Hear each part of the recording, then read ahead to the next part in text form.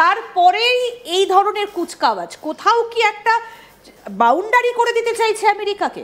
Absolute, এটাই তো pearl of string আপনার কথা বলছেন, বা আমাদের 9 লাইন্স আমরা ব্রোকেন লাইন্স বলছি, ওরা বলছে এটা তুমি ক্রস করলে আমরা তোমার উপরে হামলা করব, আর তারপর ওরা থ্রেট করছে, ওরা থ্রেট করছে আপনার এইটাই যে আমরা বলেছি। কিন্তু এই যে বাংলাদেশে নেভাল অফিসারদের ঢুকে যাওয়া আমেরিকার কিংবা পাকিস্তানের সঙ্গে দহরম মহরম, এটা তো চীনের কাছে একটা থ্রেট, কারণ দুটো দেশে চীনের ইনভেস্টমেন্ট রয়েছে। অ্যাবসলিউটলি।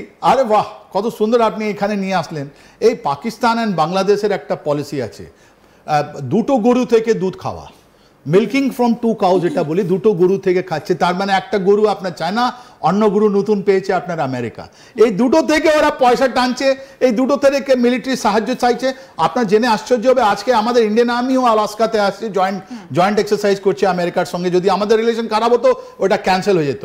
একটা ব্যাক ট্র্যাক যেটা আপনাদের ডিপ্লোমেসি আছে এটা তো চলছে। কিন্তু পাকিস্তান আর বাংলাদেশ ওরা বলছে চায়নাতে 85% ওদের ইকুইপমেন্টগুলো চাইনিজ, ওদের যতগুলো সিস্টেমগুলো সব চাইনিজ, একটু ছোট জিনিস যেটা আছে তুর্কিয়া এইদিকে ওইদিকে কিনেছে এরা দুজন।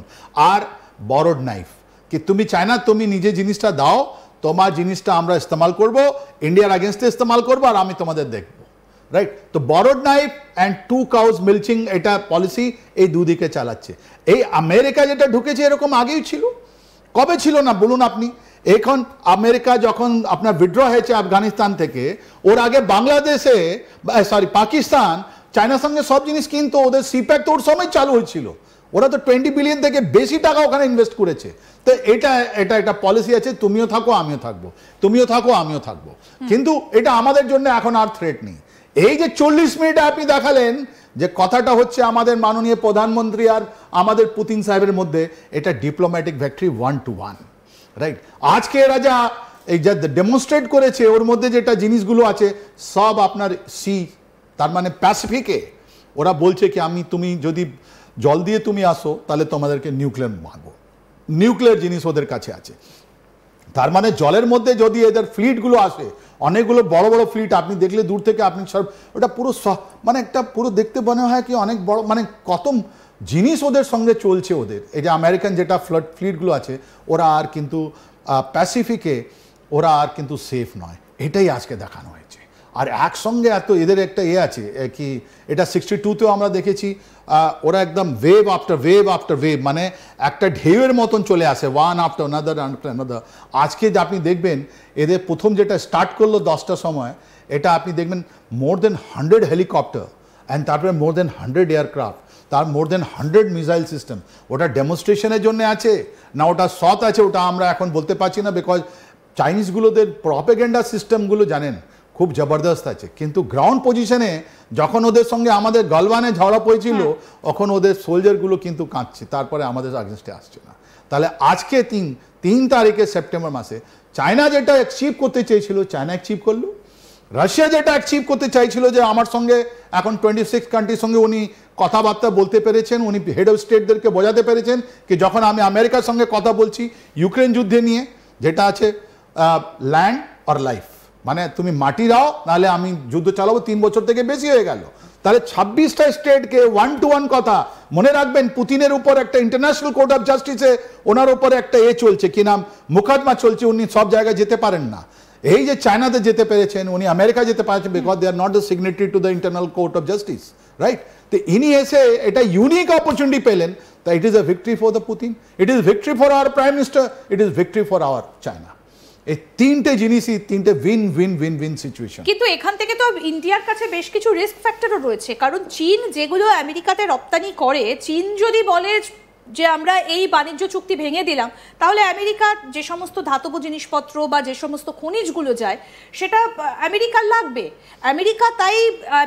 চীন তাই আমেরিকার ঘাড়ে নিঃশ্বাস ফেলতে পারবে, আমেরিকার সঙ্গে দর কষাকষি করতে পারবে। কিন্তু ভারত কি সেইভাবে দর কষাকষি করতে পারবে? 50% ট্যারিফ তো ভারতের উপর চাপিয়ে দেওয়া হয়েছে। বহু সুন্দর এই ট্রাইল্যাটারাল যেটা আপনি দেখিয়েছেন, চায়না আমেরিকা ইন্ডিয়া আমেরিকা, এর রিলেশনের মধ্যে এটা রেয়ার আর্থ যেটা আছে ওটাই সব থেকে বড় জিনিস। আজকে চায়নার কাছে রেয়ার আর্থ আছে, মিনারেলগুলো আছে যেটা আপনার গাড়িতে দরকার লাগে, এটা আপনিও জানেন আমরাও জানি, ওটা আমাদের কাছে নেই। আমরা ওখানে আমাদের ম্যানুফ্যাকচার্ড গুডসগুলো আমরা ওখানে পাঠাচ্ছি, রাইট?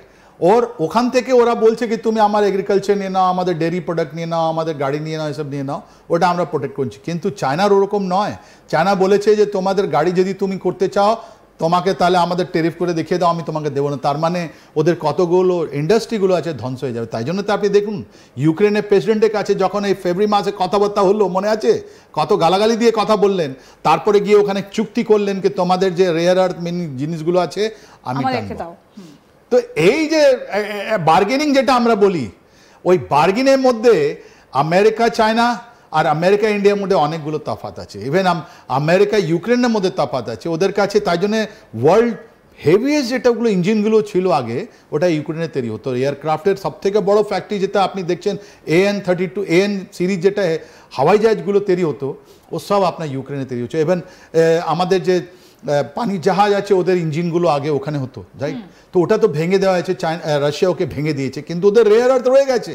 ওই রেয়ার আর্থ আপনার আমেরিকাকে চাই, যেদিন ওরা পেয়ে যাবে চায়নাকে ধ্বংস করে দেবে। তো this is win win situation for everyone.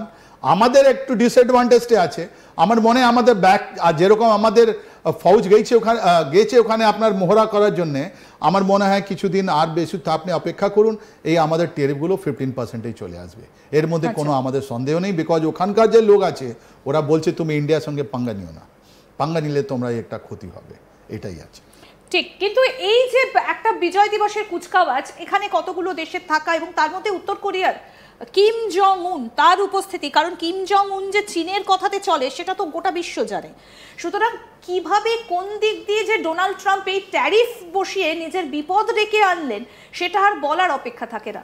কিন্তু একটা বিষয় স্যার আমি আরেকটু ক্লিয়ার হতে চাইবো আপনার কাছে, এসিওর মিটিংয়ের পরেই এই বিজয় দিবসের কুচকাওয়াজ কি বার্তা দিতে চাইলো গোটা বিশ্বকে চীন? ওকে, এটাই ওনার অ্যালায়েন্সেস, এটা চীন নয়, এটা রাশিয়া। চীন আর রাশিয়া দুজনের উপরে আমেরিকার অনেকগুলো চাপ আছে, মিলিটারি চাপ আছে, রাইট? এখন ইউক্রেনের সঙ্গে তো রাশিয়ার ডাইরেক্ট যুদ্ধ আছে, কিন্তু পুতিন স্পষ্ট তো বলে দিয়েছেন যে ইউক্রেনের যুদ্ধের কারণ রাশিয়া নয়, পশ্চিমা শক্তি এবং পেছন থেকে নেটোর সমর্থন। বললো হলে কি হবে, কিন্তু যতগুলো আপনার যন্ত্রপাতি আসছে, এখন তো জার্মানি বলছে আমি টাকা দেবো, বিকজ ট্রাম্প বললেন আমি ফ্রিতে কিছু দিচ্ছি না, আমি তোমাকে কোনো জিনিস দেবো না।